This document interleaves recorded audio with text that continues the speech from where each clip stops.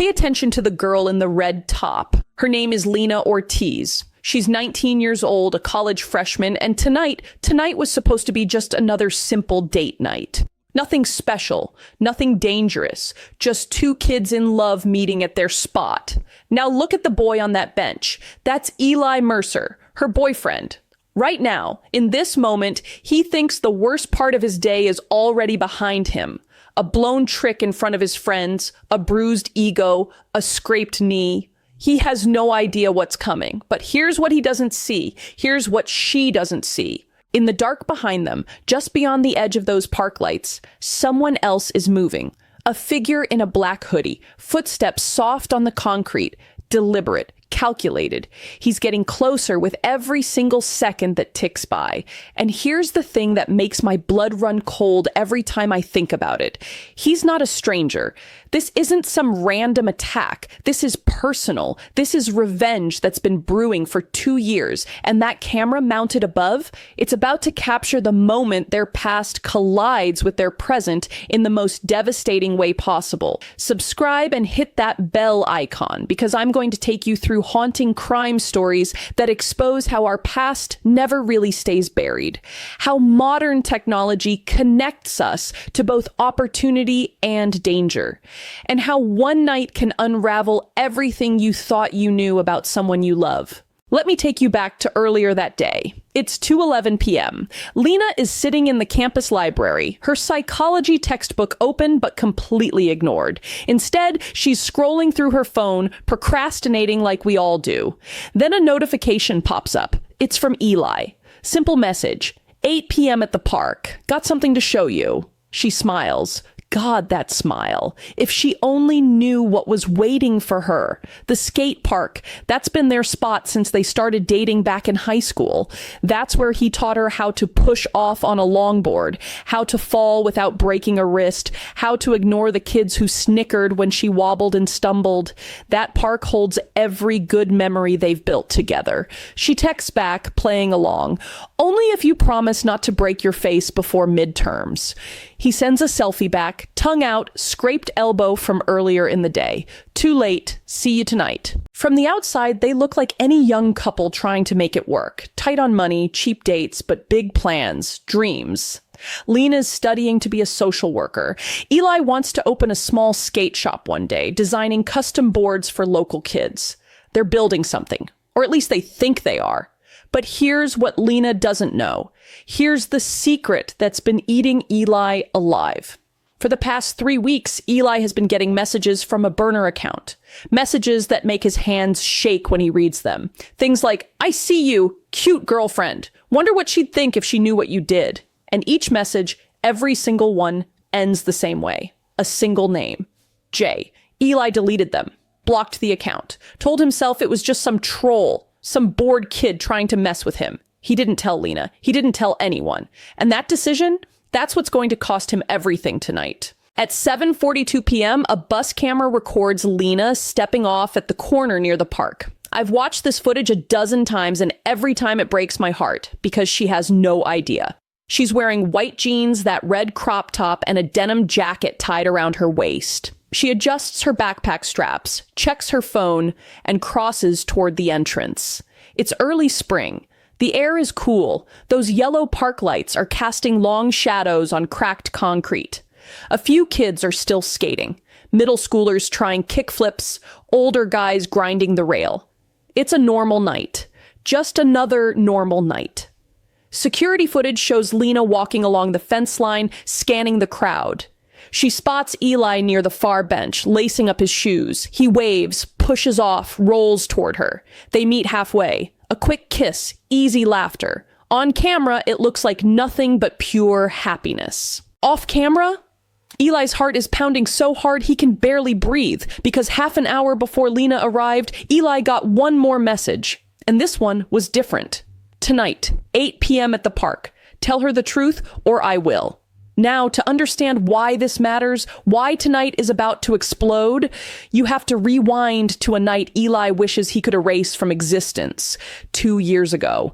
Eli is 17 years old, last year of high school. Same skate park, a stupid competition over nothing, a bet about who could clear the longest gap, trash talk, cheap energy drinks, a crowd of kids hyping each other up, testosterone and stupidity mixing into something dangerous.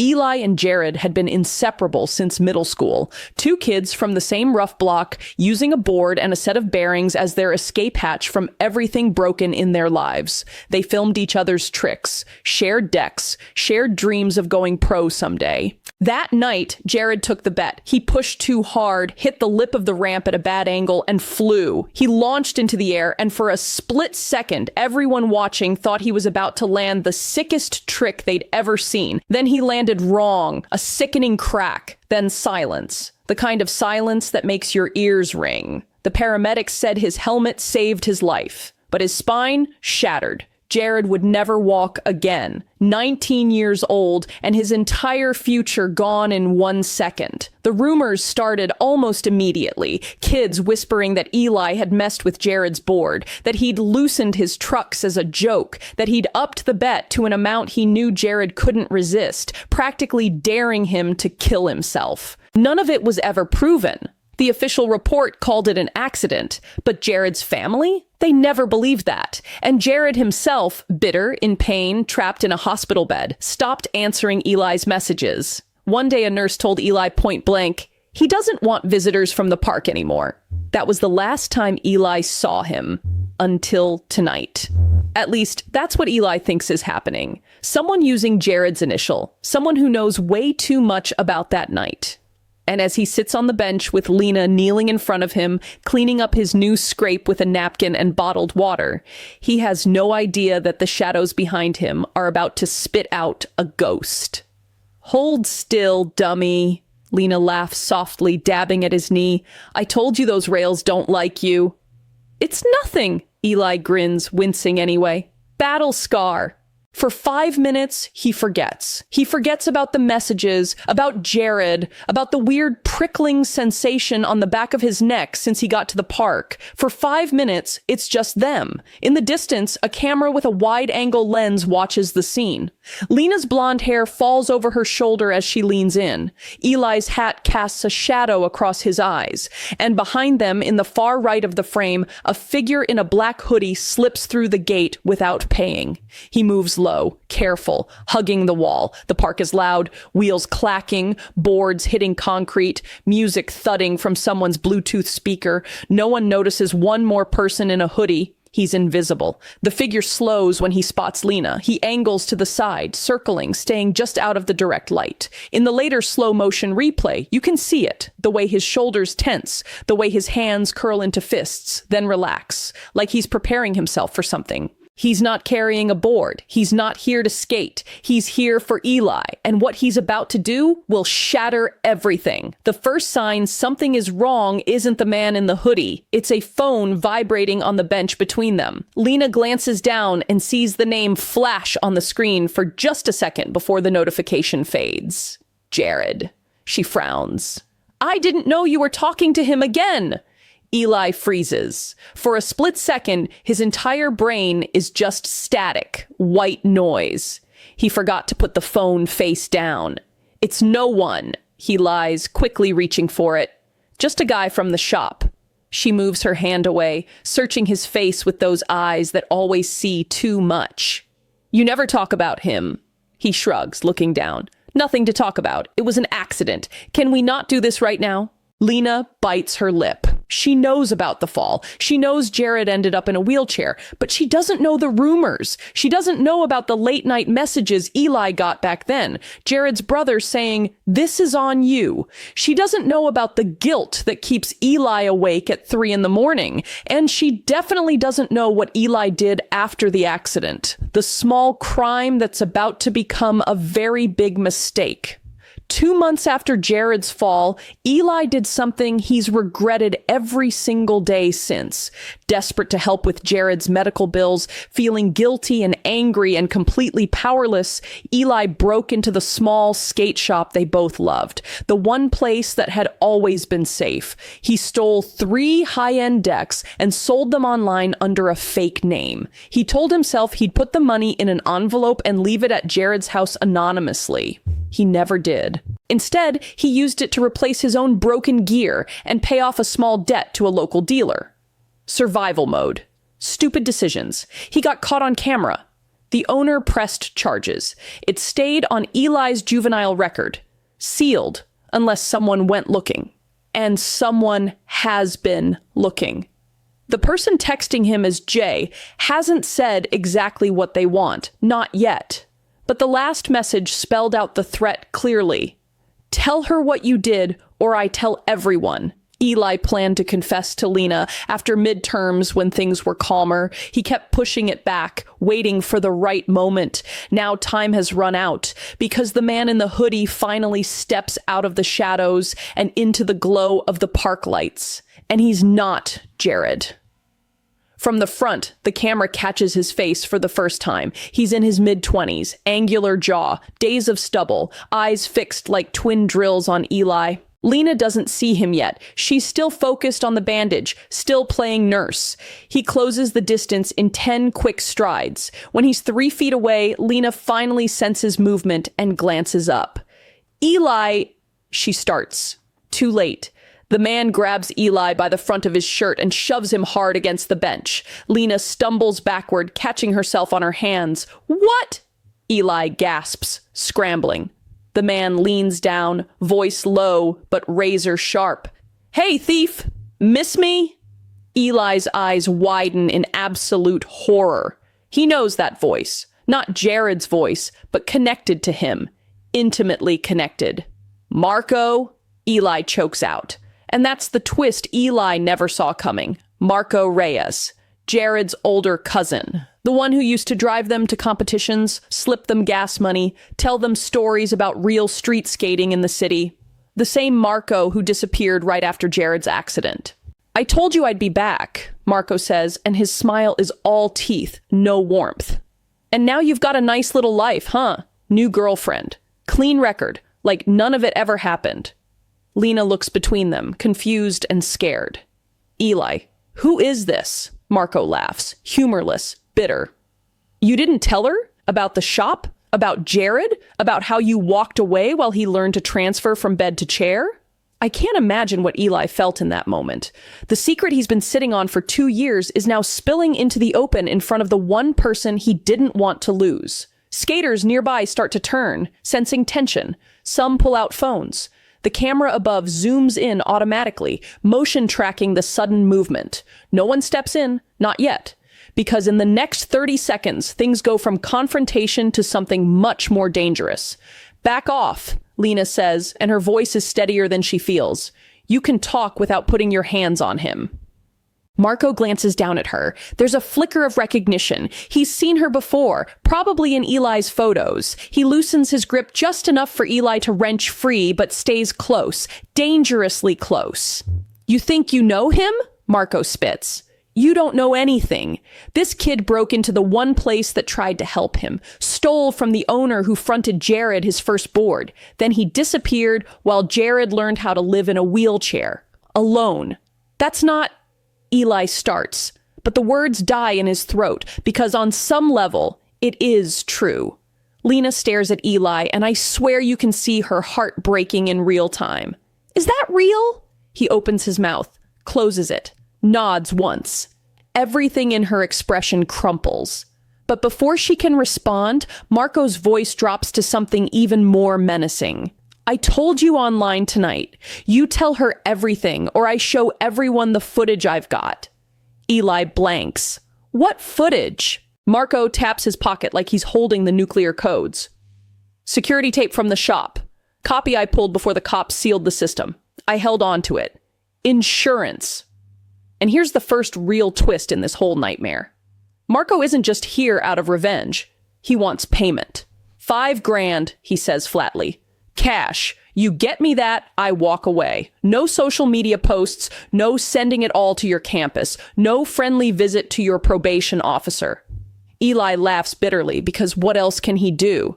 $5,000? I don't have 500. Then you better get creative, Marco shrugs, because if you don't, I'm burning your little life down one upload at a time. Lena is still kneeling on the ground, looking from one man to the other like she stepped into a movie halfway through. A stranger is threatening to extort her boyfriend using a crime she never knew existed. Her entire reality is being rewritten in real time. But the story is about to twist again. Because the only reason Marco knows Eli is here tonight is that someone else told him. Across the park, leaning on the railing above the bowl, another figure watches through a phone screen. He's not in a hoodie. He's in a gray jacket. Wheelchair parked next to him, the metal glinting under the lights. Jared. He's older now, leaner, jaw set in a way that speaks to years of pain and physical therapy and rebuilding himself from nothing. He scrolls through the live feed on his phone, watching Marco circle Eli like a shark. And here's what nobody knows yet. He's the one who messaged Eli as Jay. He's the one who sent Marco the time and place. For 2 years, Jared has replayed the night of his fall in his mind over and over. The loose trucks, the dare, the way Eli looked away for just a second as he pushed off. He filled in the blanks with anger, with betrayal, with stories Marco fed him from the couch late at night. He loosened them, man. He wanted a show. He walked away with new gear while you learned to use a grabber to pick up your phone. Jared believed it. For 2 years, he believed it. But in recent months, something changed. Physical therapy gave him time to think. New friends who didn't know Eli gave him a different perspective. And Jared, smart, tech-savvy Jared, hacked his way into the old skate shop system himself, looking for proof.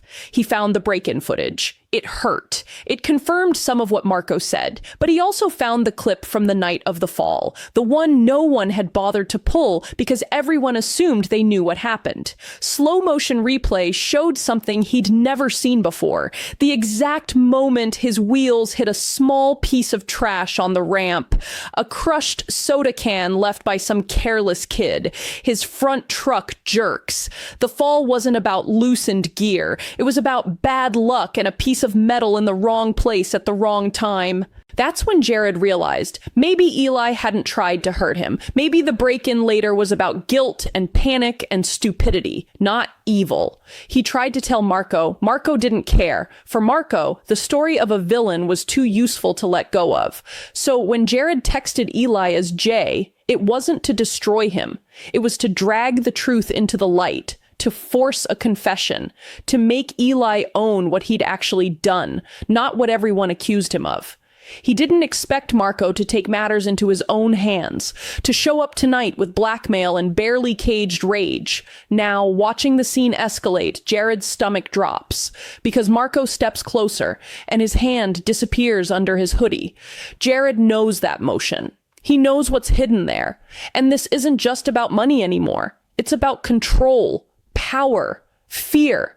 If he doesn't do something right now, the next frame the camera catches might not be an argument. It might be a weapon. Back on the ground, Lena pulls herself to her feet. $5,000, she says, voice shaking with anger now. That's insane. We're college kids, not an ATM. Marco's eyes flick to her, then back to Eli with something cruel in them. Maybe you're not, princess, but I know he's been working off the books for that warehouse. I know he got a payout from the court for emotional distress after the accident. You think I don't check? Lena's head snaps toward Eli like she's been slapped. Is that true? He swallows hard. Some of it. There was a small settlement. I used most of it to help my mom pay rent. I don't have anything left.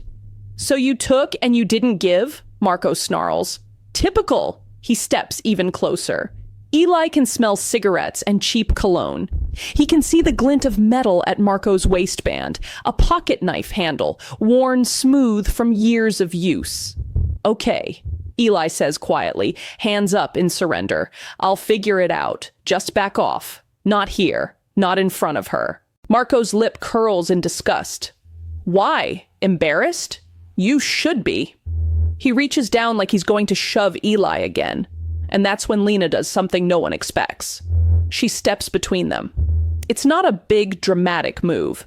It's small, fast, fueled by a gut-level refusal to be sidelined in her own life. She plants herself in front of Eli, shoulders squared, fists balled.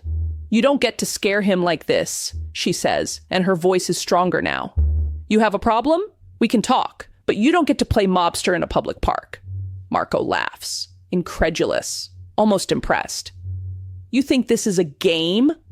Around them, phones are up now. Kids have drifted closer, forming a loose, uneasy circle. Some are streaming, usernames bubbling across screens in the corner of the frame. This is going viral in real time. Jared rolls toward the ramp entrance, hands tight on his wheels, heart pounding. He needs to stop this. Now. Marco sees the cameras. He straightens, trying to look less like a man about to snap, but his eyes are still wild. "That's the thing about video," he says, loud enough for the nearest phones to pick up. "It doesn't always show how much someone deserves what they get." He turns to leave, then whips around fast, reaching for his knife. He doesn't pull it all the way, just enough for Eli to see the blade catch the light. A silent message. This isn't over. He leans in close to Eli's ear, voice a whisper that only Eli can hear. "Tomorrow, same time, behind the warehouse on 5th, come alone or the clip goes online, and maybe I drop a link to your girlfriend's parents too." Then he's gone.